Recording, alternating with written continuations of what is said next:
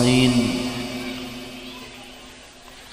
پردہ نشین خواتین، السلام علیکم ورحمۃ اللہ وبرکاتہ۔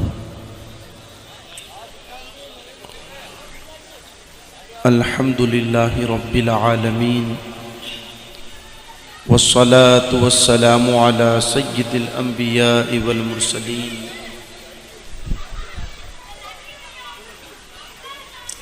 وعلى آلہ واصحابہ اجمعین، اما بعد، فاعوذ باللہ من الشیطان الرجیم، بسم اللہ الرحمن الرحیم۔ فانکحوا ما طاب لکم من النساء مثنی وثلاث ورباع۔ قال رسول اللہ صلی اللہ تعالی علیہ وسلم: النکاح من سنتی فمن رغب عن سنتی فلیس منی۔ صدق اللہ العظیم وبلغنا رسولہ النبی الامین المتین المعین الکریم، ونحن علی ذلک لمن الشاہدین والشاکرین والذاکرین والحمد للہ رب العالمین۔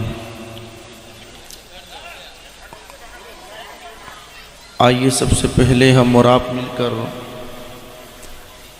گنبد خضرا میں آرام فرمانے والے آقا حضور رحمت عالم نور مجسم،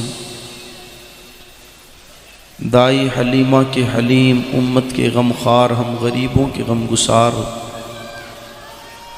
جناب احمد مجتبی محمد مصطفیٰ صلی اللہ علیہ وسلم کی بارگاہ میں درود و سلام کا نذرانہ عقیدت پیش کریں۔ پڑھے بآواز بلند: اللہم صلی علی سیدنا و مولانا محمد مبارک وسلم صلاۃ و سلام علیک یا رسول اللہ صلی اللہ تعالی علیہ وسلم۔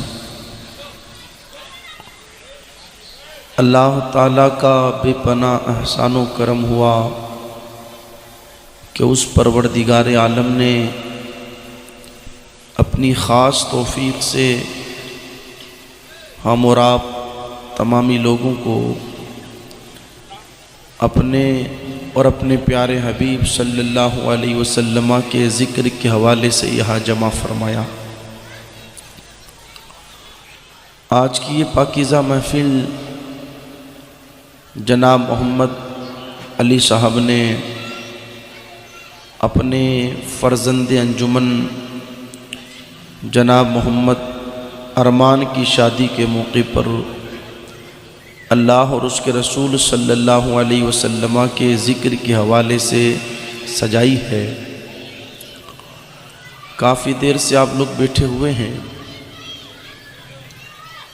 دعا ہے اللہ تعالیٰ اس محفل کو اپنی بارگاہ میں قبول فرمائے۔ دیکھو، میں ایک گزارش کرتا چلوں آپ لوگوں سے، ان محفلوں کا مقصد کوئی تفریح نہیں ہوتا ہے، کھیل کود نہیں ہوتا ہے، 2-4 گھنٹے ٹائم پاس کرنا نہیں ہوتا ہے۔ اگر اسی مقصد سے ہم نے اس محفل کو سجایا ہے تو 2-4 گھنٹے گزر گئے، اب سلام پڑھ لیا جائے۔ اور اگر ہم نے واقعی میں جو ان محفلوں کا مقصد ہوتا ہے اس مقصد کے تحت سجایا ہے تو تھوڑی دیر آپ لوگ اور ادب کے ساتھ بیٹھے رہیں۔ ہمیں پتہ رہنا چاہیے کہ ان محفلوں کا مقصد یہ ہے کہ یہاں سے میری قوم دین کی باتیں سیکھ کر کے جائے،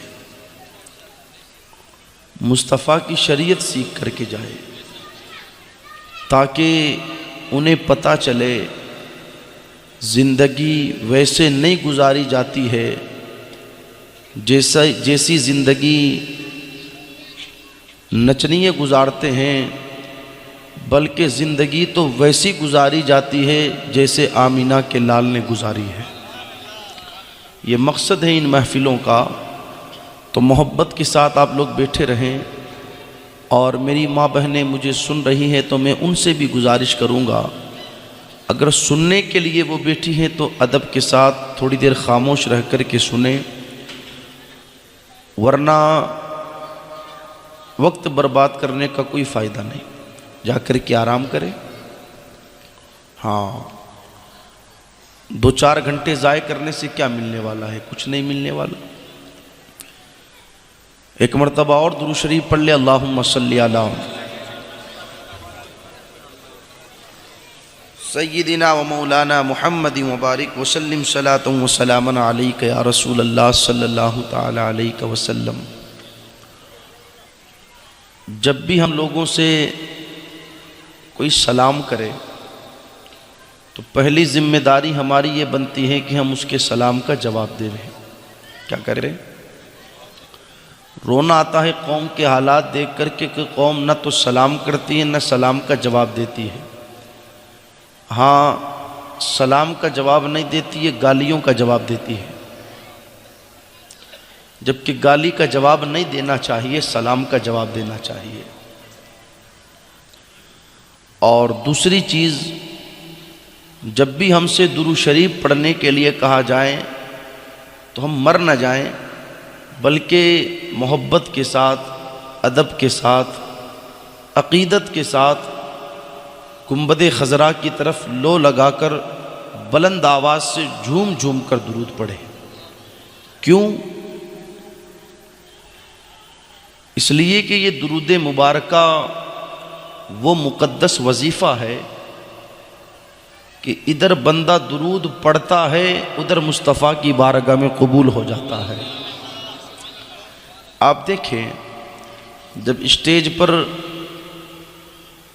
مقرر صاحب تشریف لاتے ہیں یا ثنا خوان رسول صلی اللہ علیہ وسلم تشریف لاتے ہیں تو ہم بڑے زور و شور سے نعرے لگاتے ہیں یا نہیں لگاتے ہیں؟ لگاتے ہیں نا۔ حالانکہ علماء بیٹھے، آپ پوچھئے گا ان سے کہ الحمد کی الف سے لے کر کے والناس کی سین تک پورے قرآن میں کہیں نعرہ لگانے کا حکم نہیں آیا، لیکن آپ انہی علماء سے پوچھیں گے تو یہ آپ کو بتائیں گے کہ قرآن کہتا ہے ان اللہ و ملائکتہ یصلون علی النبی یا ایھا الذین آمنوا صلوا علیہ وسلموا تسلیما۔ جس چیز کا حکم نہیں آیا اسے خوب زور زور سے لگاتے۔ میں انکار نہیں کرتا، اس چیز کا نعرہ بھی لگانا چاہیے، یہ بھی صحابہ کی سنت ہے، لیکن یار جس چیز کا حکم صراحت کے ساتھ قرآن میں آیا، جب درود پڑھنے کے لیے کہا جاتا ہے تو ایسا لگتا ہے کہ ان کا درود سے کوئی تعلق ہی نہیں۔ ہمیں پتہ نہیں کہ درود مبارکہ کی برکت سے بندے کو کیا کیا مل جاتا ہے۔ ایسی بھی روایتیں موجود ہیں کہ درود پڑھنے والے رات کو سو گئے، خواب میں مصطفیٰ تشریف لے کر کے آئے اور ارشاد فرمایا ہمارے غلام ذرا اپنے منہ کو ہمارے قریب کرو۔ تو عرض کرنے لگے یا رسول اللہ علیہ الصلاۃ والسلام آخر کیا کیا جائے گا؟ تو میرے نبی نے ارشاد فرمایا جن لبوں سے ہم پر درود پڑھا جاتا ہے ہمارا دل چاہتا ہے کہ ان لبوں کو چوما جائے۔ یہ انعام بندے کو ملا کرتا ہے جب حضور کی بارگاہ میں درود پڑھتا ہے۔ بنی اسرائیل میں ایک شخص تھا، بڑا گنہگار تھا، قوم اس سے پریشان ہو گئی۔ جب اس کا انتقال ہو گیا نا تو نہ کسی نے کفن دیا نہ کسی نے غسل دیا، اٹھا کر کے پھینک دیا کچرے میں۔ تو اللہ تعالیٰ نے حضرت موسیٰ علیہ السلام کی طرف وحی کی اور ارشاد فرمایا موسیٰ جاؤ، اسے غسل بھی دیا جائے، اسے کفن بھی پہنایا جائے اور پھر ادب کے ساتھ اسے قبر میں اتارا جائے۔ جا کر کے دیکھا تو وہی بندہ تھا جس سے پوری قوم پریشان تھی۔ عرض کرتے مولا یہ تو وہ تھا جس نے گناہوں کے اندر کوئی کسر نہ چھوڑی، ہر وقت گناہوں پر گناہ کرتا رہتا تھا، پوری قوم اس سے پریشان ہو گئی تھی، لیکن تو کہتا ہے کہ اسے غسل بھی دیا جائے، کفن بھی پہنایا جائے۔ آخر اس کا ایسا کون سا عمل تھا جو تیری بارگاہ میں مقبول ہو گیا؟ میرے اللہ نے ارشاد فرمایا موسیٰ یہ اگرچہ گنہگار تھا، اگرچہ یہ خطا کار تھا، لیکن جب یہ توریت پڑھتا تھا اور جہاں جہاں ہمارے محبوب کا نام آتا تھا تو اس نام کو چوم لیا کرتا تھا۔ یہ انعام ملتے ہیں ان لوگوں کو جو حضور سے، حضور کے نام سے محبت کرتے ہیں۔ اس لیے جب بھی ہم سے کہا جائے نا درود پڑھنے کے لیے تو ہم کیا کریں؟ بلند آواز سے محبت کے ساتھ، عقیدت کے ساتھ حضور کی بارگاہ میں درود پڑھے۔ ایک مرتبہ پھر پڑھ لے، اللہم صلی علی سیدنا و مولانا محمد وبارک وسلم، صلو علیہ صلاۃ و سلام علیک یا رسول اللہ صلی اللہ تعالی علیہ وسلم۔ ہاں، رات کے تقریباً 11:15 بج چکے ہیں۔ چند گزارشات میں آپ لوگوں کی خدمت میں عرض کروں۔ اللہ کا شکر ہے کہ اللہ تعالیٰ نے ہمیں مذہب مہذب اسلام عطا کیا۔ یہ وہ پاکیزہ مذہب ہے جس نے ہر ایک کے حقوق بتائے ہیں، ہر ایک کے حقوق متعین کیے ہیں۔ بندے پر اس کے پڑوسی کا حق کیا ہے، اس کے ماں باپ کا حق کیا ہے، اس کی اولاد کا حق کیا ہے۔ اگر وہ جانور رکھتا ہے تو اس بندے پر اس کے جانور کا حق کیا ہے۔ ان سارے حقوق کو اسلام نے بتایا ہے۔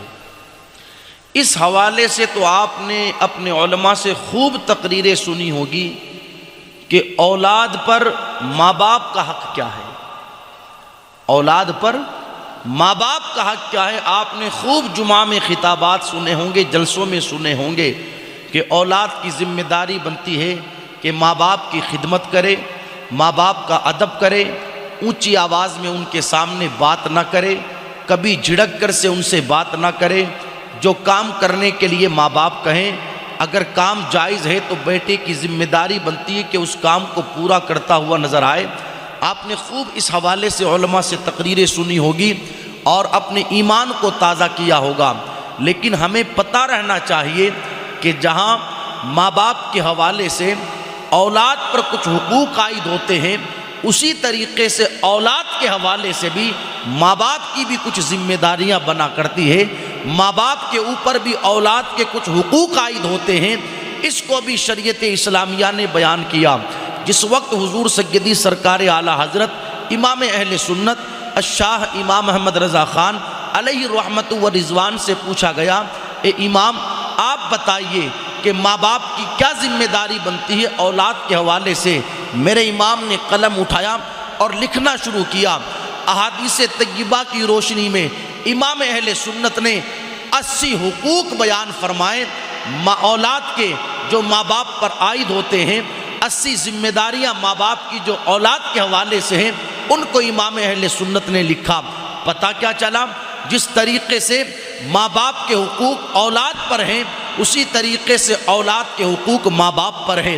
اب آؤ میں بڑی تیزی کے ساتھ سارے حقوق تو بیان نہیں کر سکتا، لیکن دو چار چند باتیں آپ لوگوں کے سامنے میں پیش کروں تاکہ ہمیں پتہ چلے اولاد کے حوالے سے ہماری ذمہ داری کیا ہے۔ ہماری ذمہ داری صرف یہی نہیں کہ ہم نے شادی کر لی، بچے ہو گئے، اب ہم اپنی ذمہ داریوں سے بالکل فارغ ہو گئے، اب ہمیں کسی چیز سے کوئی لینا دینا نہیں، بلکہ ہماری ہر قدم پر اولاد کے حوالے سے ذمہ داری بنا کرتی ہے۔ میرے آقا علیہ الصلوۃ والسلام کے پیارے دیوانوں، مصطفیٰ جان رحمت صلی اللہ علیہ وسلم کے فرمان کی روشنی میں فرمایا گیا کہ باپ کی سب سے پہلی ذمہ داری اولاد کے حوالے سے یہ بنتی ہے کہ باپ جب نکاح کرے تو کسی نیک عورت سے نکاح کرے۔ یہ اولاد کا وہ حق ہے باپ کے اوپر جو اولاد کے دنیا میں آنے سے پہلے ہے۔ اس لیے کہ ابھی اولاد آئی نہیں، ابھی تو نکاح ہی نہیں ہوا، اولاد کہاں سے آئے گی؟ تو یہ اولاد کے دنیا میں آنے سے پہلے اولاد کا حق باپ پر ہے کہ باپ جب نکاح کرے تو کسی نیک خاتون سے نکاح کرے۔ سمجھ میں آ رہی ہے میری بات؟ اس لیے کہ اولاد جو ہوتی ہے وہ باپ کی صلب میں ہوتی ہے، اور باپ کی صلب سے پیشاب کے راستے سے ماں کے رحم میں پہنچتی ہے، اور پھر ماں کے رحم میں پہنچنے کے بعد پھر ایک وقت وہ آتا ہے کہ اولاد دنیا میں تشریف لے کر کے آتی ہے۔ تو باپ کی ذمہ داری بنتی ہے سب سے پہلی اولاد کے حوالے سے یہ، ابھی اولاد دنیا میں آئی نہیں کہ باپ نکاح کرنا چاہتا ہے تو کسی نیک خاتون سے نکاح کرے۔ سمجھ میں آ رہی ہے میری بات؟ اور احادیث مبارکہ کا بھی جب ہم جائزہ لیں گے تو میرے آقا علیہ الصلوۃ والسلام کی یہ حدیث مبارکہ ہے، لوگوں جب تمہیں نکاح کرنا ہو تو سب سے بنیادی چیز اگر دیکھنی ہے تو دینداری دیکھی جائے، باقی باتیں بات کی ہے، اول نمبر پر اگر کسی چیز کو دیکھنا ہے تو دینداری کو دیکھو۔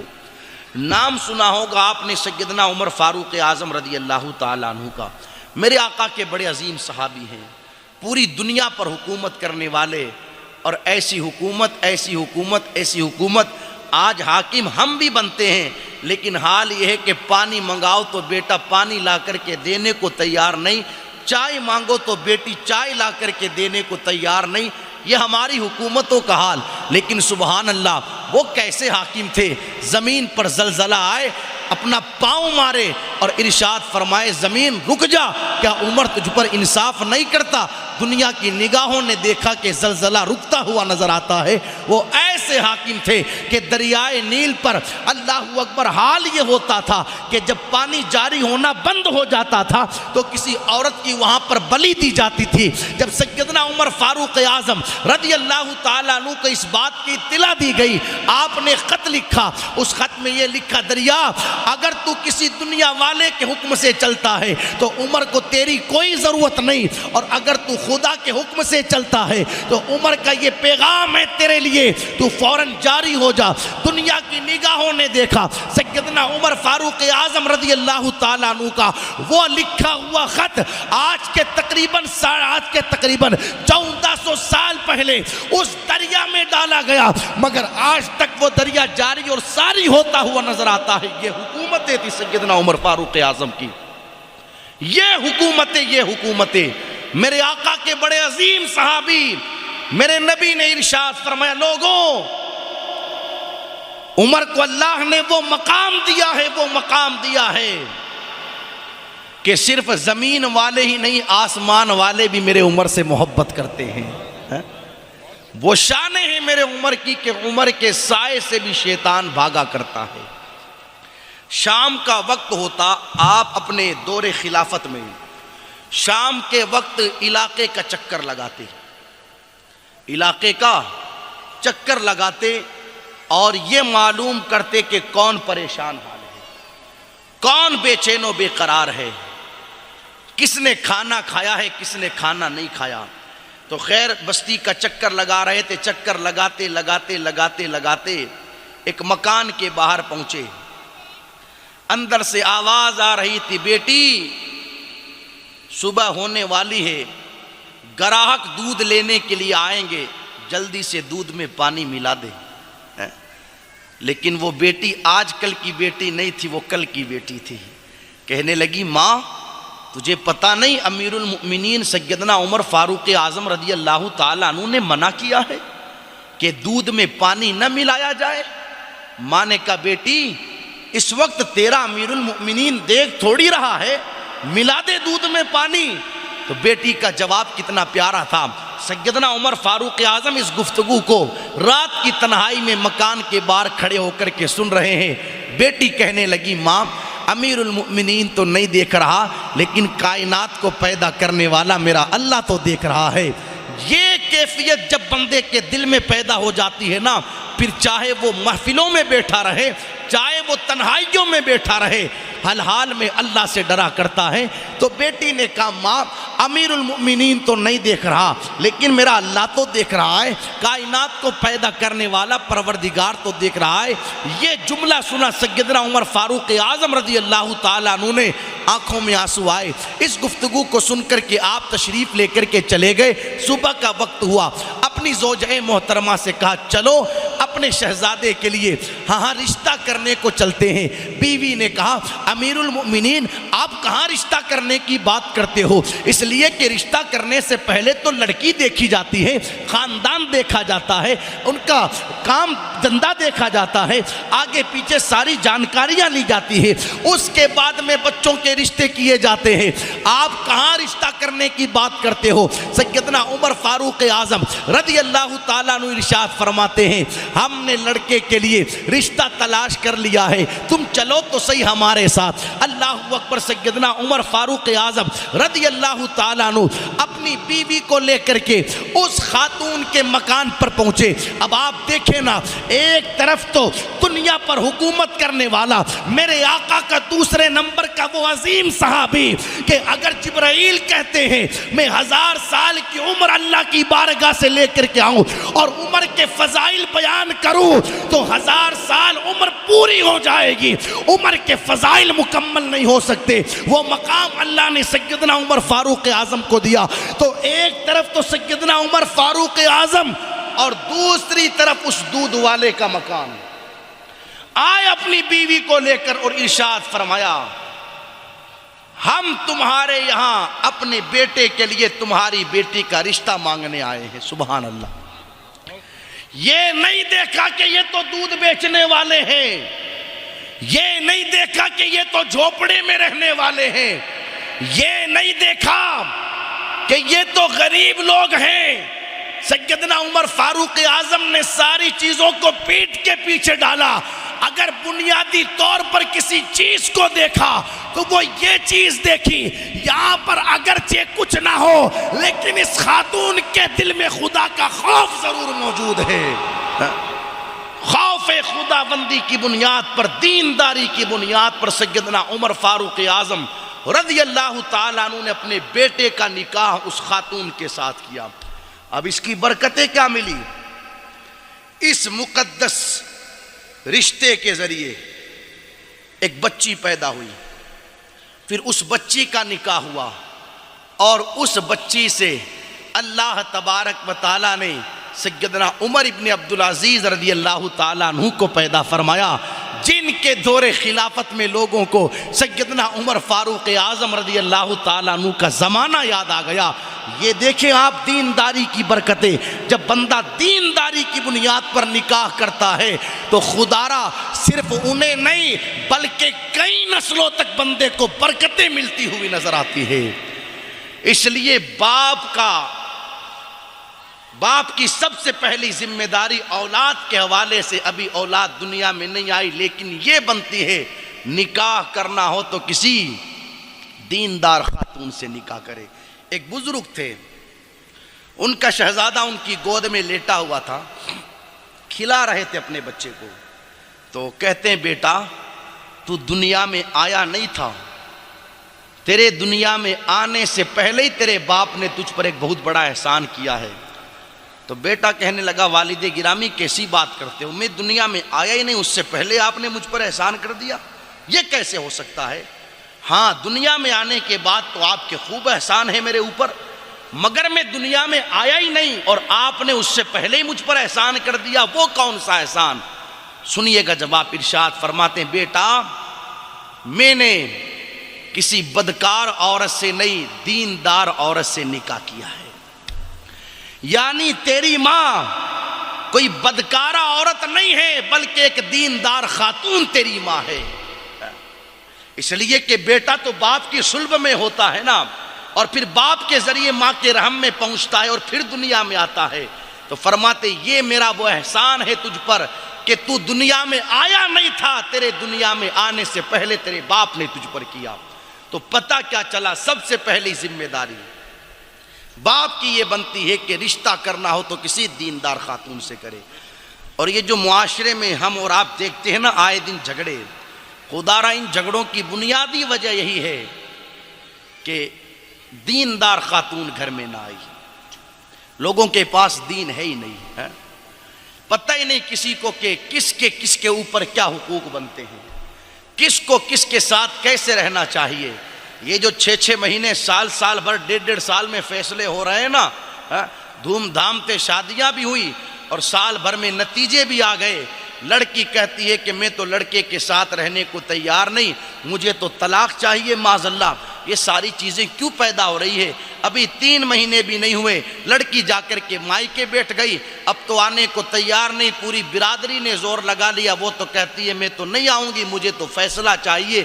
ان کی بنیادی وجہ یہ ہوتی ہے پیارے تو نے رشتہ تو کیا لیکن دیندار خاتون سے رشتہ نہ کیا۔ تو یہ ذمہ داری بنتی ہے ہر ایک باپ کی، ہاں اولاد کے حوالے سے کہ رشتہ کرے تو دیندار خاتون سے رشتہ کرے۔ باقی باتیں بعد میں دیکھیں. خیر، پھر اگلی ذمہ داری جب رشتہ ہو جائے اور بیوی کو حمل ٹھہر جائے تو اولاد کے حوالے سے باپ کی یہ ذمہ داری بنتی ہے کہ اپنی بیوی کو شوہر حلال لقمہ کھلائے. کیا کھلائے؟ حلال لقمہ کھلائے. حلال لقمہ اس لیے کہ یہ جو خاتون کھا رہی ہے اس کے کھائے جانے کا بہت بڑا اثر بچے کی زندگی پر پڑتا ہے. اگر آپ نے اپنے گھر کی بزرگ عورتوں سے سنا ہوگا تو آپ کو پتہ ہوگا جس وقت بچہ شکم میں رہتا ہے اس وقت گھر کی عورتیں عام طور پر حمل والی عورتوں کو وہ غذائیں نہیں دیتی ہے جن غذاؤں کی بنیاد پر بچے کو نقصان پہنچتا ہے. ان سے پوچھو نا کہ یار یہ غذائیں اسے کیوں نہیں دی جا رہی تو وہ کہتی ہے بچے کو نقصان ہوگا. ارے بچے کو کیسے نقصان ہوگا؟ ماں کھا رہی ہے تو وہ بتائے گی. اس کھانے کا بھی ماں کی زندگی بچے کی زندگی پر بہت بڑا اثر ہے. اس لیے وہ غذائیں اس پیریڈ میں ماں کو کھلائی جاتی ہے جو بچے کو نقصان نہیں بلکہ بچے کو فائدہ پہنچائے. تو فرمایا گیا شوہر کی ذمہ داری یہ بنتی ہے کہ اپنی بیوی کو کھلائے تو حلال کا لقمہ کھلائے. حلال کا لقمہ. خدا را کبھی حرام کا لقمہ اپنی بیوی کے پیٹ میں نہ ڈالے اس لیے کہ اس کھلائے گئے لقمے کا اثر بھی بچے کی زندگی پر بہت بڑا پڑتا ہے. خیر، پھر اس کے بعد بچہ پیدا ہوا. باپ کی ذمہ داری بنتی ہے بچہ پیدا ہو جائے تو بچے کا اچھا نام رکھے. کیا کرے؟ زور سے بولیں. اچھا نام رکھے. میری قوم کا حال یہ ہے وہ ایسا نام تلاش کرتی ہے جو پورے گاؤں میں کسی کا نہ ہو، پورے شہر میں کسی کا نہ ہو. کہتی ہیں یہ کوئی نیا نام ہونا چاہیے. ہم اچھا نام تلاش کرتے ہیں نا. خدا کی قسم کائنات میں سب سے اچھا نام میرے نبی کا نام ہے. اس نام سے اچھا بھلا کس کا نام ہو سکتا ہے؟ میرے امام نے کہا نا کہ سارے اچھوں میں اچھا سمجھیے جسے ہے اس اچھے سے اچھا ہمارا نبی. میرا نبی بھی سب سے اچھا اور میرے نبی کا نام بھی سب سے اچھا. اگر تمہیں اچھا ہی نام چاہیے تو اپنے بچوں کا نام نبی کے نام پر محمد رکھ دیا کرو. یہ اتنا اچھا نام کہ فرمایا گیا جس بچے کا نام محمد یا احمد ہوگا وہ کسی دسترخوان پر بیٹھ کر کھانا بھی کھائے گا تو اللہ اس نام محمد والے لڑکے کی برکت سے اس دسترخوان پر رحمتیں نازل فرمائے گا. اس نام سے اچھا بھلا کون سا نام ہو سکتا ہے؟ فرمایا گیا جس لڑکے کا نام محمد ہو پھر اللہ تبارک و تعالی وہ برکت عطا کرتا ہے کہ جس دسترخوان پر وہ شہزادہ بیٹھ جاتا ہے نام محمد کی برکت سے کبھی کھانا کم نہیں پڑتا ہے. تو اپنے بچوں کا نام محمد رکھا کرو. لیکن ایک گزارش اور کرتا چلو، جب نام محمد رکھیں تو پکارنے کے لیے کوئی دوسرا نام رکھ لیں. پکارنے کے لیے یہ نام تو برکت کے لیے رکھیں مگر پکارنے کے لیے نام کوئی دوسرا رکھے. اس لیے کہ میری قوم کا حال یہ ہے کہ جب وہ کسی کو پکارتے ہیں تو نام بگاڑ کر کے پکارتے ہیں. نام بگاڑ کر کے پکارتے ہیں. حالانکہ نام تو کوئی بھی ہو بگاڑنا نہیں چاہیے. نام تو کوئی بھی ہو بگاڑنا نہیں چاہیے. اس لیے کہ کل قیامت کے دن میدان محشر میں لوگوں کو ان کے ناموں سے پکارا جائے گا. اس لیے نام کسی کا بگاڑا نہ جائے کوئی سا بھی ہو. اور بالخصوص ہم نے نام محمد یا احمد رکھا ہے تو پکارنے کے لیے کوئی دوسرا نام رکھ لیں. ہم نے دیکھا ہے لوگ بچیوں کا نام سیدہ فاطمہ کے نام پر فاطمہ رکھتے ہیں. سبحان اللہ، رکھنا بھی چاہیے. اس لیے کہ یہ فاطمہ نام بھی بڑا برکت والا ہے۔ میرے نبی نے فرمایا فاطمہ فتم سے بنا ہے، اس کا معنی یہ ہے ہاں اللہ تعالیٰ نے میری فاطمہ کو جی جہنم سے آزاد کر دیا، اور جو جو اس سے محبت کرے گا اللہ فاطمہ کے صدقے میں ان سب کو بھی جہنم سے آزاد کر دے گا۔ لیکن ہوتا یہ ہے کہ فاطمہ نام رکھنے کے بعد جب بچیوں کو پکارتے ہیں تو نام بگاڑ کر کے پکارتے ہیں، تو ایسا نہ کرے۔ نام اگر ہم نے رکھا ہے بزرگوں کے نام پر اپنے بچوں کا رکھنا چاہیے، بلکہ بہتر یہی ہے، لیکن نام بگاڑے نہ۔ سمجھ میں آ رہی ہے میری بات؟ اور ایک چیز اور عرض کرتا چلوں، آپ نے دیکھا ہوگا معاشرے میں کئی لوگوں کا نام عبد الرحمن رہتا ہے، عبد الرحیم رہتا ہے، تو عبد الکریم رہتا ہے، عبد الغفور رہتا ہے، عبد الغفار رہتا ہے۔ تو اب ان لوگوں کو جب لوگ پکارتے ہیں تو کہتے ہیں غفار، کریم، رحیم۔ یہ اللہ تعالیٰ کے صفاتی نام ہیں۔ کیا ہے؟ اللہ تعالیٰ کے صفاتی نام۔ پہلی بات تو صرف کریم نام، رحمان نام، غفار نام نہ رکھا جائے۔ جب بھی یہ نام رکھنے ہو تو ان ناموں سے پہلے لفظ عبد لگا لیا جائے، یعنی نام رکھنا ہو تو عبد الکریم، عبد الغفور، عبد الغفار، عبد الرحیم۔ سمجھ رہے ہو میری بات؟ عبد کا معنی ہوتا ہے بندہ، غفار کا معنی گناہوں کو بخشنے والا۔ اب نام رکھ لیا ہم نے عبد الغفار، یعنی گناہوں کو بخشنے والے کا بندہ۔ کریم کا معنی ہوتا ہے کرم کرنے والا، عبد اس کے آگے لگا دیا، نام رکھا عبد الکریم، یعنی کرم کرنے والے کا بندہ۔ تو جب بھی یہ اللہ تعالیٰ کے جو صفاتی نام ہیں ہم رکھیں تو ہماری ذمہ داری بنتی ہے کہ ان ناموں سے پہلے لفظ عبد لگا دے، اس کے بعد میں کسی کا رکھے۔ لیکن معاذ اللہ لوگ نہ عبد لگاتے ہیں، ڈائریکٹ صفاتی نام رکھ لیے اور پھر اس کے بعد ان ناموں کو بگاڑتے پھر ہیں۔ ایسا نہ کرے دوستو۔ تو خیر عرض یہ کر رہا تھا کہ باپ کی ذمہ داری بنتی ہے کہ بیٹے کا اچھا نام رکھے، اس کے کان میں اذان کہے، ایک کان میں اذان کہے، دوسرے کان میں تکبیر کہے۔ خیر پھر اگر اللہ تعالیٰ نے نوازا ہے تو 7ویں دن عقیقہ کرے۔ عقیقہ کرنا میرے آقا علیہ الصلوۃ والسلام کی سنت ہے۔ اس کے بالوں کو اتار کر بالوں کا وزن کرے اور اس وزن کی مقدار چاندی صدقہ کرے، اور کسی نیک صالح عالم دین، پیر صاحب، کسی سے بچے کو گھٹی دلوائے۔ یہ ساری ذمہ داریاں باپ کی ہوتی ہے اولاد کے حوالے سے۔ خیر وقت گزرتا رہے، آگے چل کر کے باپ کی ذمہ داری یہ بنتی ہے، یہ جو گزر رہا ہے پیریڈ، اس میں باپ کی ذمہ داری بنتی ہے کہ اولاد کی اچھی تربیت کرے، اسے تعلیم دے، اسے ادب سکھائے، قرآن کی محبت سکھائے، اس کے سینے میں حضور کی محبت پیدا کرے، حضور کی آل کی محبت پیدا کرے۔ اور جب بیٹا شادی کے قابل ہو جائے تو باپ کی ذمہ داری بنتی ہے کہ کسی اچھی جگہ اپنی اولاد کا رشتہ کرے۔ کیا کرے؟ اچھی جگہ اولاد کا رشتہ کرے، یہ باپ کی ذمہ داری ہے۔ ایسا نہیں ہونا چاہیے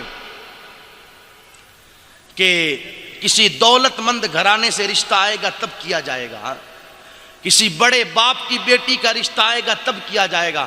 اس انتظار میں ہوتا یہ ہے کہ عمر 25 سال اور 27 سال پر پہنچ جاتی ہے۔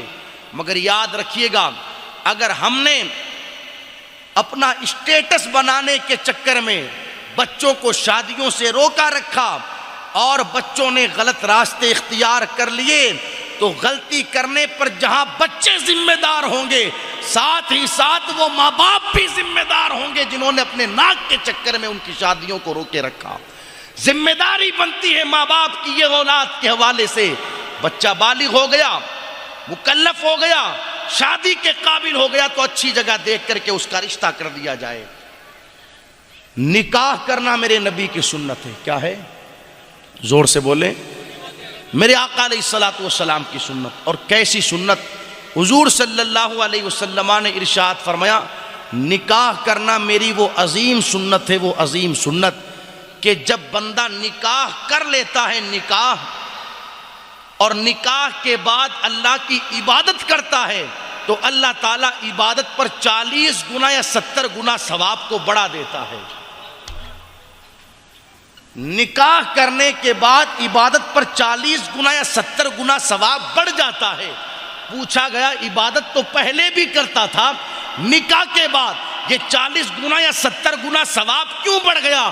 علماء بیان فرماتے ہیں اس لیے کہ اس بندے پر پہلے صرف اللہ کا حق تھا، لیکن نکاح کے بعد اللہ کا بھی حق ہے، بندے کا بھی حق ہے، اور یہ دونوں کے حق کو ادا کرتا ہے۔ یہی ادا میرے اللہ کو اتنی پسند آئی کہ اب عبادت کرنے پر میرا کریم ثواب 70 گنا 40 گنا بڑھا کر کے اسے عطا فرماتا ہے۔ وہ عظیم سنت ہے نکاح کرنا میرے آقا کی، اور نکاح کا بڑا بنیادی فائدہ یہ ہے، میرے آقا نے حدیث مبارکہ میں ارشاد فرمایا کہ جب بندہ نکاح کر لیتا ہے تو اس کی نظروں کی بھی حفاظت ہو جاتی ہے، اس کی شرمگاہ کی حفاظت بھی ہو جاتی ہے۔ یہ بنیادی فائدہ ہے نکاح کا کہ بندہ نکاح کرنے کے بعد گناہوں کے راستے سے رک جاتا ہے۔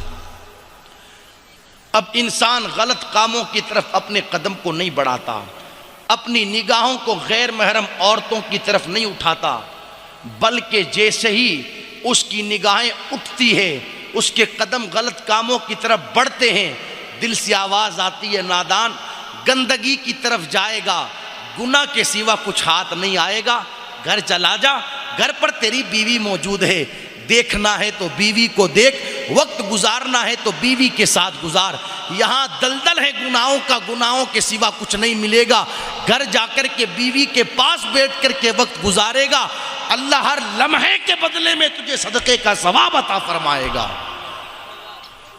تو سمجھ میں آ رہی ہے میری بات؟ یہ بنیادی فائدہ ہوتا ہے نکاح کرنے کا کہ بندہ گناہوں کے راستے سے رک جاتا ہے۔ لیکن ہماری ذمہ داری یہ بنتی ہے دوستو، نکاح کریں شریعت کے دائرے میں کریں۔ کیسے کریں؟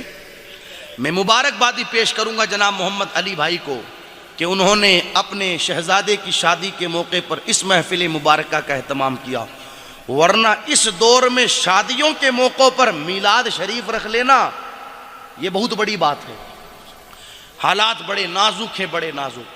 جیسے ہی شادی کی تاریخ فائنل ہو جاتی ہے تو ہر طرف سے الگ الگ مشورے آتے ہیں، کوئی کہتا ہے یہ کرو، کوئی کہتا ہے وہ کرو، کوئی کہتا ہے وہ کرو، لیکن بڑے خوش نصیب ہوتے ہیں وہ لوگ جو سب کی سن کر کے مدینہ شریف کی طرف رخ کر لیتے ہیں اور کہتے آقا مجھے اس کا غم نہیں ہے کہ بدل گیا زمانہ، مجھے اس کا غم نہیں ہے کہ بدل گیا زمانہ، آقا میری زندگی ہے تم سے کہیں تم نہ روٹھ جانا۔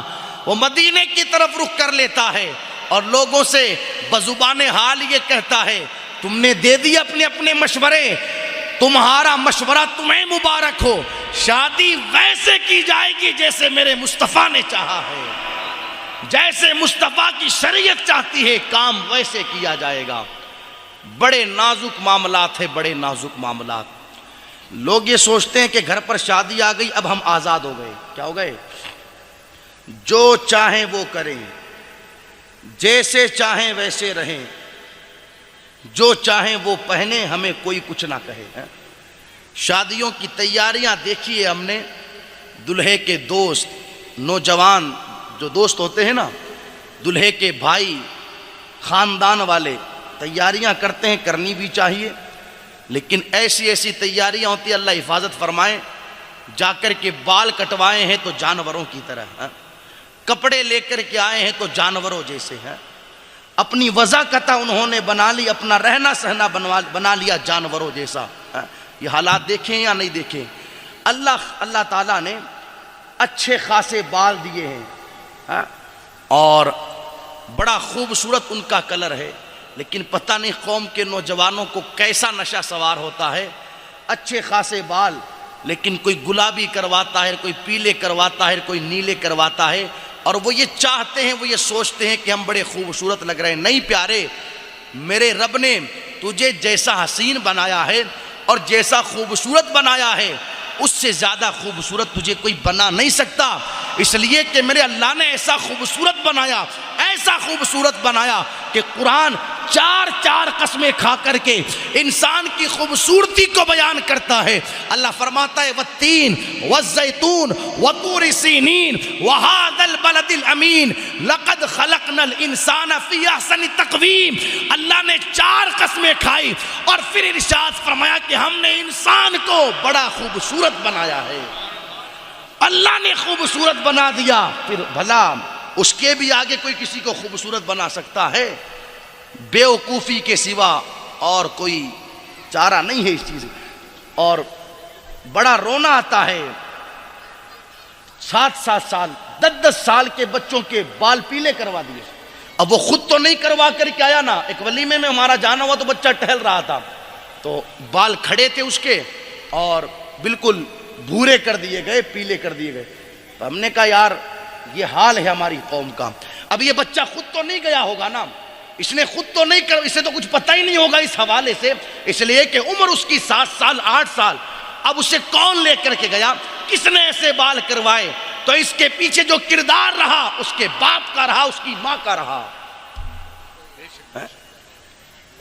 وہ سمجھتے ہیں کہ ہم خوبصورت لگتے ہیں، ہمارا بچہ اچھا لگتا ہے، مگر یاد رکھیے گا آئینے میں دیکھ کر کے خوبصورت وہ نہیں جسے دنیا والے خوبصورت بتائے، خوبصورت تو وہ ہوتا ہے جسے مصطفیٰ کی شریعت خوبصورت بتاتی ہے۔ اگر ابو جہل بھی رہے ابو جہل، ابو لہب بھی رہے ابو لہب، ابو لہب کا معنی ہوتا ہے بہت خوبصورت، ایسا خوبصورت تھا بظاہر ابو لہب کہ اس کے چہرے سے حسن کے شعلے پھوٹا کرتے تھے، اسی لیے اس کا نام ابو لہب پڑا۔ اللہ اکبر۔ لیکن مصطفیٰ کی شریعت نے اسے ناپسند کر دیا تو وہ ایسا ناپسند ہوا کہ آج کے تقریباً 1450 سال پہلے سورہ تبت یدا نازل ہوئی، تبت یدا ابی لہب، آج تک لوگ اس کی تلاوت کرتے ہیں، اس پر لعنت بھیجتے ہیں۔ تو جسے مصطفیٰ کی شریعت نے ناپسند کر دیا وہ کل بھی ناپسند تھا، آج بھی ناپسند ہے۔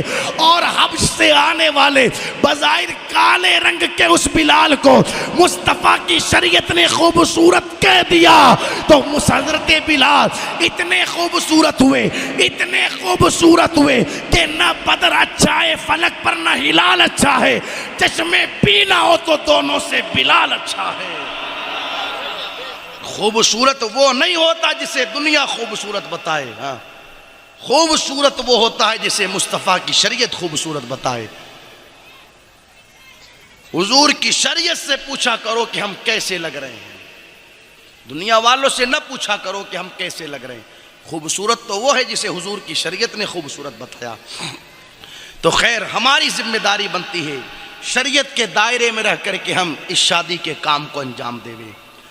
الحمدللہ ویسے تو اب کئی جگہوں پر سدھار آ رہا ہے، لیکن پھر بھی حالات یہ ہیں، نوجوان لوگ کہتے خون گرم ہے تو کر لیتے ہیں، ڈی جے لگا لیے گئے، اسٹیج لگا لیا گیا، پوری رات خود بھی ناچ رہے ہیں، اپنے گھر کی عورتوں کو بھی نچوا رہے ہیں، اپنے جوان دوستوں کو بھی نچوا رہے ہیں۔ پیارے ہم مسلمان ہیں، یہ کام ہمارا نہیں، ناچنا اس قوم کا کام نہیں۔ یار قرآن میں جس قوم کو اللہ نے بہتر امت بتایا ہو بھلا اس قوم کا کام ناچنا ہو سکتا ہے؟ یار جس قوم کے سر پر اللہ تعالیٰ نے عزت کا تاج سجایا ہو بھلا اس قوم کا کام ناچنا ہو سکتا ہے؟ اللہ تبارک و تعالیٰ نے پوری کائنات میں جس کو اشرف المخلوقات بنایا ہو بھلا اس قوم کا کام بھی ناچنا ہو سکتا ہے؟ یہ کام ہمارے نہیں، یہ کام اوروں کے ہیں۔ ہمارا کام تو یہ ہے شادی ویسے کی جائے گی جیسے مصطفیٰ جان رحمت صلی اللہ علیہ وسلم کی شریعت نے کہا ہے، جیسے حضور علیہ السلام کی شریعت نے ہمیں بتایا ہے۔ شریعت کے دائرے میں رہ کر کے نکاح کریں، پھر دیکھیے گا انشاءاللہ آپ کو قدم قدم پر برکتیں ملے گی۔ ادھر کے حالات مجھے پتہ نہیں، میں پورے راجستھان کو نگاہوں کے سامنے رکھ کر کے بات کروں۔ ایک جو بری رسم ہے ہمارے اندر وہ یہ ہے کہ شادیوں میں جہاں مردوں کی ویڈیوگرافی ہوتی ہے ساتھ ہی ساتھ عورتوں کی بھی ویڈیوگرافی ہوتی ہے، یعنی ویڈیوگرافر کو چھوٹ رہتی ہے پوری، وہ شادی کے دن گھر کے جس کمرے میں جائے کوئی اسے روک ٹوک نہیں، وہ جہاں چاہے وہاں جا سکتا ہے، جس عورت کی چاہے اس عورت کی ویڈیو بنا سکتا ہے۔ اب چاہے وہ عورت کسی بھی حال میں ہو، اس چیز سے کسی کو کوئی سروکار نہیں. وہ جس کمرے میں جانا چاہے اور جس کا ویڈیو بنانا، جس کا فوٹو لینا چاہے وہ کر سکتا ہے، اس کو فل اختیار رہتے ہیں. معاذ اللہ، صدبار معاذ اللہ. پتہ نہیں اس دن گھر کے ذمہ دار کون سے بازار میں اپنی غیرت کا سودا کر کے آ جاتے ہیں. پتہ نہیں اس دن گھر کے ذمہ دار کون سے بازار میں اپنی حیا بیچ کر کے آ جاتے ہیں کہ ان کی نگاہوں کے سامنے یہ سارے کام ہوتے ہیں، لیکن انہیں احساس نہیں ہوتا. پورا کمرہ عورتوں سے بھرا ہوا، لیکن ایک غیر محرم ان کے بیچ میں رہتا ہے. اس میں قصور اس ویڈیو گرافر کا نہیں ہے، اس لیے کہ اس کا تو کام ہے، اس کا تو بزنس ہے، وہ تو کرے گا. لیکن خدا را قصور ہمارا ہے، ذمہ داری ہماری ہے کہ ہم نے اپنی آنکھوں کے سامنے ان سارے کاموں کو ہوتے ہوئے دیکھا.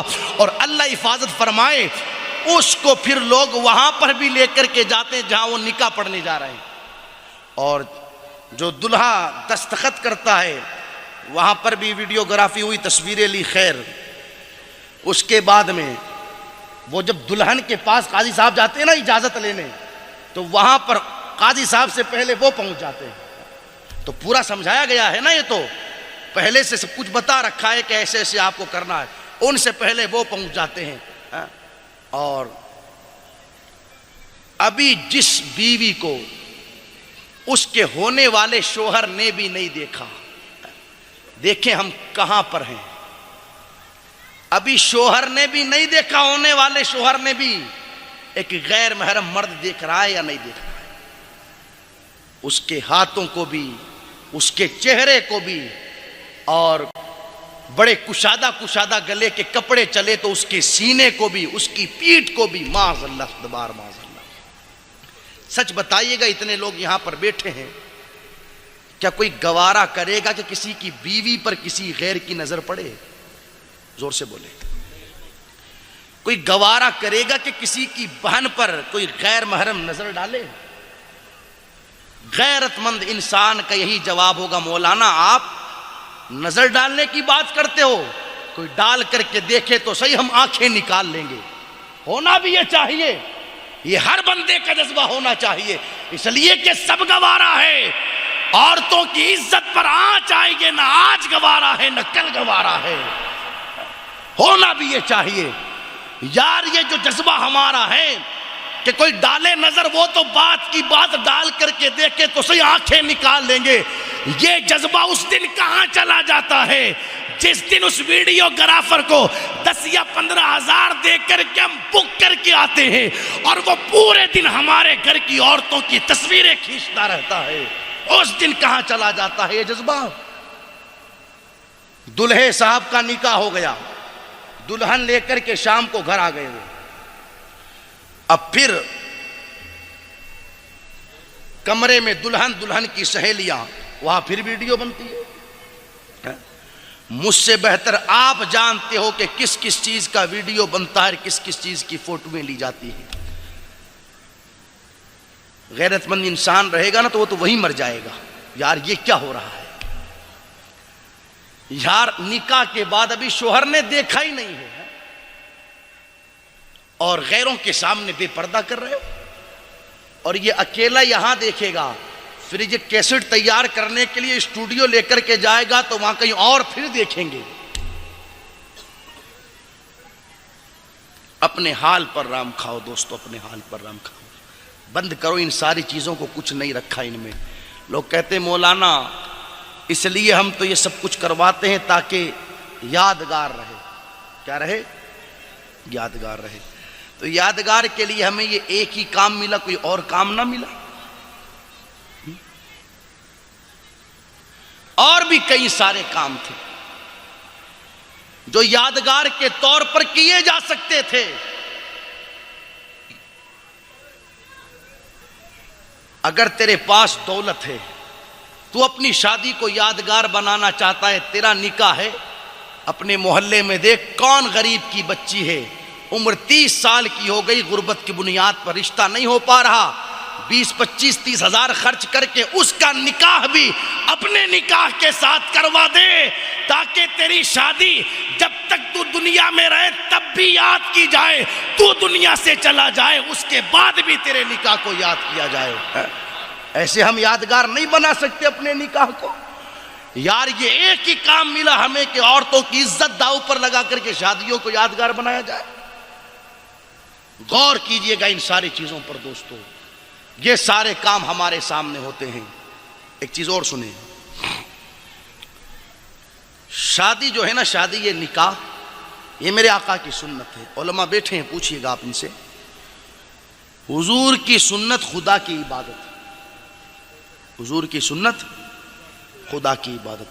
اب فیصلہ آپ کیجئے گا, جب سنت حضور کی خدا کی عبادت ہے تو کیا خدا کی عبادت میں بھی ڈھول بجتے ہیں؟ خدا کی عبادت میں بھی عورتوں کے سروں سے روپٹے اترتے ہیں؟ خدا کی عبادت میں بھی کیا گانا بجتا ہے؟ خدا کی عبادت میں بھی کیا گھروں پر ناچ کود ہوتا ہے؟ خدا کی عبادت میں بھی کیا معاذ اللہ گھر کی عورتیں بے پردہ ہو جاتی ہے؟ سمجھ رہے ہیں آپ میری بات؟ ان ساری چیزوں کا نتیجہ کیا نکل کر کے آتا ہے بتاؤں, برا مت مانیے گا, بات سچی ہے. جب یہ سارے ماحول ہوتے ہیں نا شریعت کے خلاف, شادی ایک کی ہوتی ہے, ناجائز رشتے 20 جڑتے ہیں. کاش کہ ہم نے شریعت کے دائرے میں رہ کر کے کام کیا ہوتا تو آج یہ نوبت نہ آتی. ہمارے سامنے ہے مصطفیٰ جان رحمت صلی اللہ علیہ وسلم کی وہ پاکیزہ شریعت, جس نے کسی میدان میں ہمیں اکیلے نہیں چھوڑا.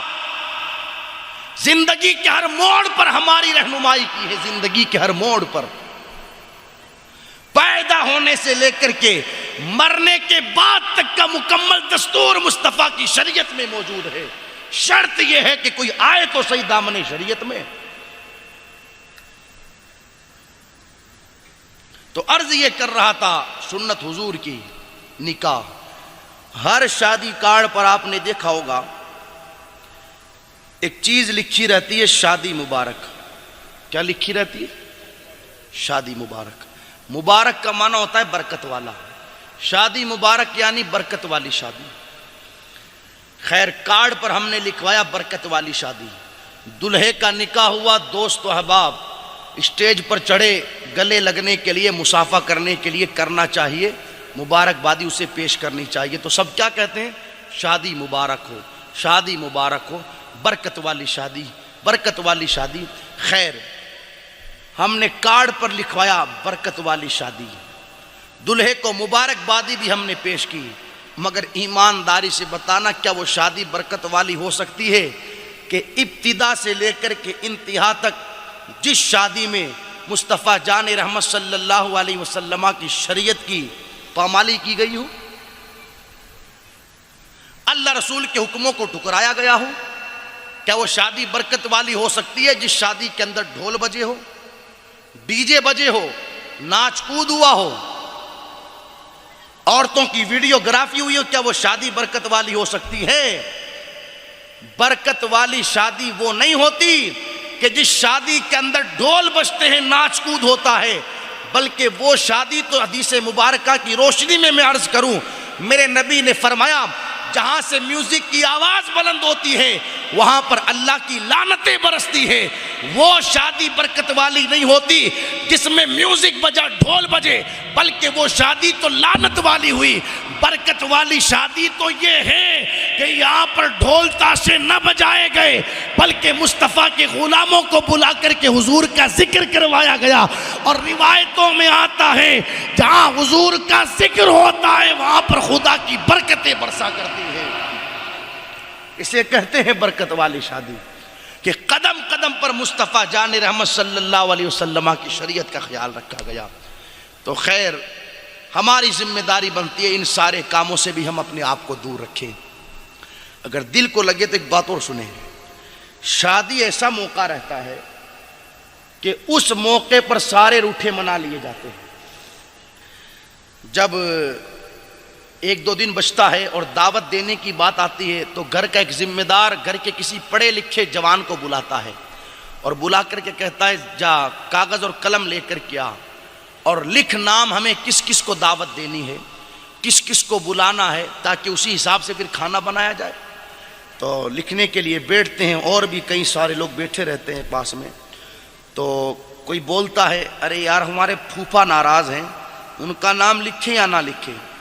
تو وہ گھر کا ذمہ دار کہتا ہے لکھو، اس کا بھی لکھو، شادی کا موقع ہے، منا لیں گے، اسے بھی منا لیں گے. وہ ہمارا ماموں ناراض ہے، اس کا نام لکھیں یا نہ لکھیں؟ لکھ لو، اس کا بھی لکھ لو، شادی کا موقع ہے، اسے بھی منا لیں گے. منانا بھی چاہیے، میں اس بات کا انکار نہیں کرتا، اچھی بات ہے، ہونا بھی چاہیے. پہلی بات تو روٹھنا ہی نہیں چاہیے کہ منانے کی نوبت آئے. تو خیر منانا چاہیے. شادی موقع ایسا ہے جہاں سارے روٹھے منا لیے جاتے ہیں، مگر ایمانداری سے بتانا، ہم نے سارے روٹھے تو منا لیے، لیکن شادی میں کام ایسے کیے کہ شادی سے پہلے جو رب رسول راضی تھے نا، شادی کے بعد انہیں ناراض کر دیا. سب کو تو راضی کر لیا لیکن رب رسول کو ناراض کر دیا، معاذ اللہ. یاد رکھنا، جس شادی میں رب رسول ناراض کر دیے جاتے ہیں نا، چاہے پھر پوری دنیا راضی کر لی جائے، وہ شادی نہ آج کامیاب ہوگی نہ کل کامیاب ہوگی. لیکن جس شادی میں چاہے دنیا ناراض ہو جائے، رب رسول راضی ہے، قدم قدم پر اللہ اس نکاح میں برکت عطا فرماتا ہے. ایک آخری چیز اور سنیں، بالخصوص میں اپنی ماں بہنوں سے گزارش کروں گا، سنیں وہ توجہ کے ساتھ. اگر آواز میری ان تک پہنچ رہی ہے، وہ بھی شادی کی تیاریاں کرتی ہے، اور جب کپڑوں کی باری آتی ہے تو 2,500 ہزار 3,000 ہزار 5,000 ہزار کے کپڑے لائے جاتے ہیں. خیر اچھا کپڑا پہنے، اس بات سے شریعت منع نہیں کرتی، لیکن میں کہنا یہ چاہتا ہوں کہ یار 2,500 3,000 5,000 جو ہم نے کپڑے کے لیے خرچ کیے، حالت یہ ہے کہ وہ کپڑا ہمارے بدن کو چھپا نہ سکا. 2,500 خرچ کرنے کے بعد بھی پوری آستین کھلی ہوئی ہے. 2,500 خرچ کرنے کے بعد بھی سر کے بال کھلے ہوئے ہیں. 3,000 خرچ کرنے کے بعد بھی سینہ نظر آ رہا ہے. کس کام کا ایسا کپڑا جو بدن چھپانے کے بجائے بدن کو ننگا کر دے؟ ہمیں ان 2,500 3,000 5,000 کے سوٹوں کی ضرورت نہیں. ہمیں تو سیدہ فاطمہ زہرا رضی اللہ تعالیٰ عنہا کی ان 2 چادروں کی ضرورت ہے. میرے امام نے کہا جن کا آنچل نہ دیکھا مئو مہر نے، اس ردائے نزاہت پہ لاکھوں سلام. سیدہ کی ان 2 چادروں کی شان یہ تھی کہ نہ کبھی چاند نے دیکھا تھا نہ کبھی سورج نے دیکھا تھا. 2,500 ہزار 3,000 ہزار خرچ کرنے کے بعد بھی آبروئے محفوظ نہ رہ سکی، بدن چھپ نہ سکا، عزتوں کا تحفظ نہ ہو سکا. جہاں پر عورتوں کی اس معاملے میں غلطی ہے، وہیں پر غلطی گھر کے ذمہ داروں کی بھی ہے. وہ دیکھ رہے ہیں ان ساری چیزوں کو، مگر انہیں احساس نہیں ہوتا کہ کم سے کم اپنے گھر کی خواتین کی اس حوالے سے اصلاح بھی تو کی جائے. بلکہ الٹا گھر کے ذمہ دار تو خوش ہوتے ہیں، دیکھو تو صحیح کیسا کپڑا پہنا ہے. اور کوئی اصلاح کرنے کی کوشش کرے تو پھر جواب یہ دیا جاتا ہے مولانا شادی کا موقع ہے. تو شادی کا موقع، اس کا مطلب یہ تھوڑی ہے کہ حضور کی شریعت کو پیٹ کے پیچھے ڈال دیا جائے گا. قرآن پڑھے، قرآن میرا اللہ فرماتا ہے وَمَنْ أَعْرَضَ عَنْ ذِكْرِي فَإِنَّ لَهُ مَعِيشَةً ضَنْكًا. جس نے ہمارے قانون کو پیٹ کے پیچھے ڈال دیا، ہم اس کی زندگی کو تنگ کر دیں گے. وَنَحْشُرُهُ يَوْمَ الْقِيَامَةِ أَعْمَىٰ. اور قیامت کے دن اس کو اٹھائیں گے تو اس حال میں اٹھائیں گے کہ اسے اندھا کر دیں گے. دنیا میں بھی اس بندے کے لیے تباہی ہے، آخرت میں بھی اس کے لیے تباہی ہے. اس لیے ہماری ذمہ داری بنتی ہے پیارے، ہم تو کربلا کے حسین کے ماننے والے ہیں یار. اور ہم یہ کہہ دیتے ہیں کہ مولانا چلنے دو، شادی ہے. جس وقت سیدنا امام حسین رضی اللہ تعالیٰ عنہ کربلا میں پہنچے، سب نے جام شہادت نوش کر لیا، اب حسین جانے لگے. تو جاتے وقت حسین نے اپنی بہن زینب کو نصیحتیں کی. ارشاد فرماتے زینب خبردار، پردے کا خیال رکھنا. اے ایسے ماحول میں بھی انہیں اگر کچھ یاد آیا ہے تو مصطفیٰ کی شان. ہم کیسے لوگ ہو گئے یار. حالانکہ خوشی کا موقع ہونا تو یہ چاہیے کہ اللہ کا اور زیادہ شکر ادا کیا جائے،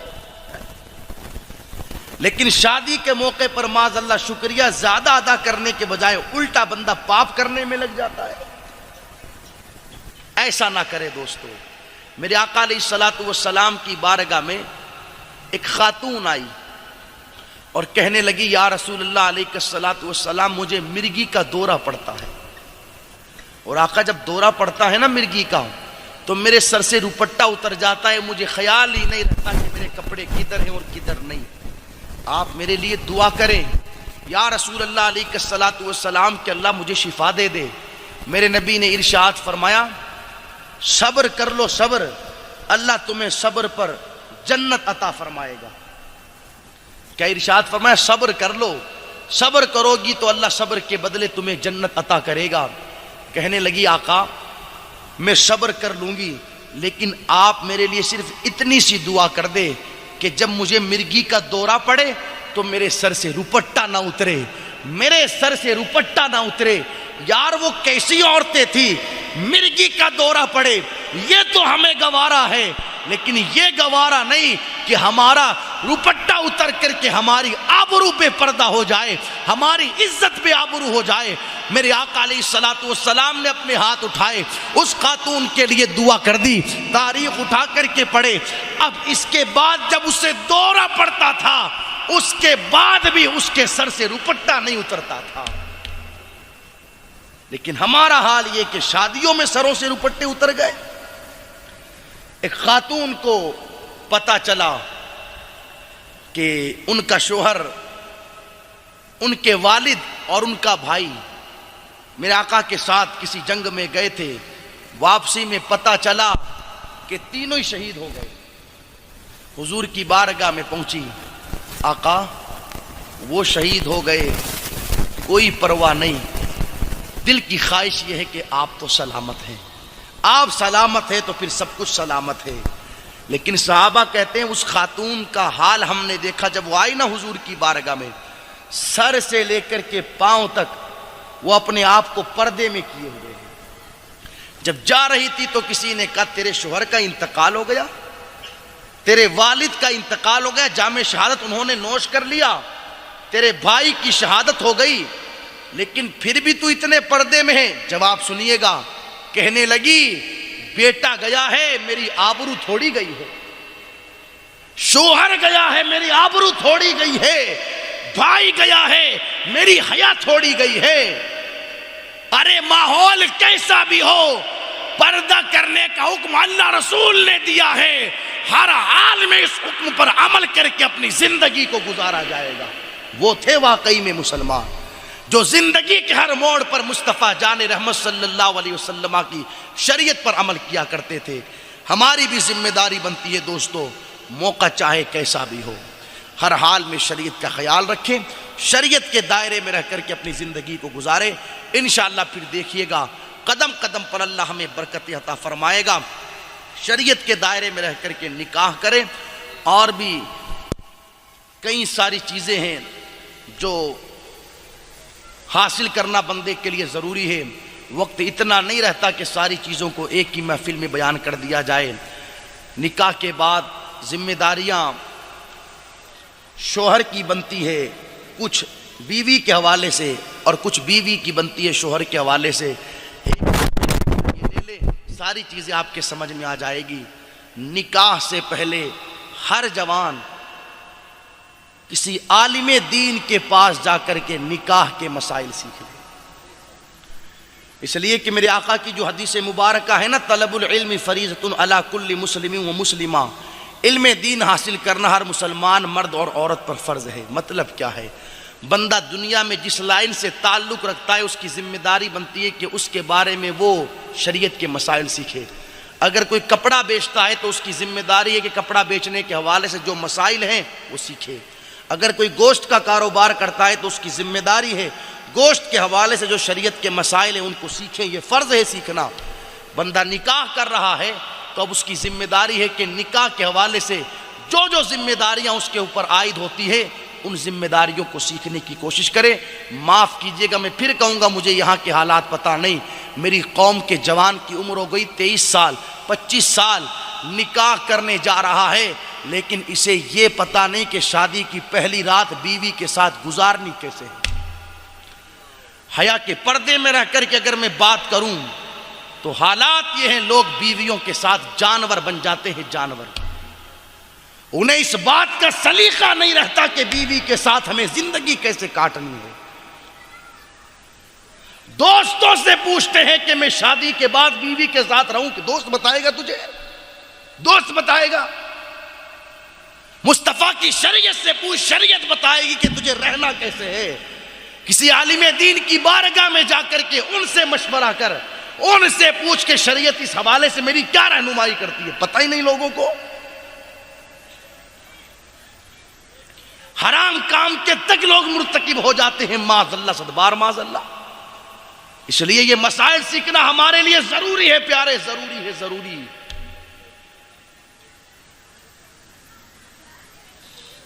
جس طریقے سے مردوں کے لیے یہ ساری چیزیں، اسی طریقے سے عورتوں کے لیے بھی۔ ماں نے بیٹی کو روٹی بنانا تو سکھا دیا، کپڑا دھلنا سکھا دیا، سلائی کرنا سکھا دیا، سکھانا بھی چاہیے، سبحان اللہ۔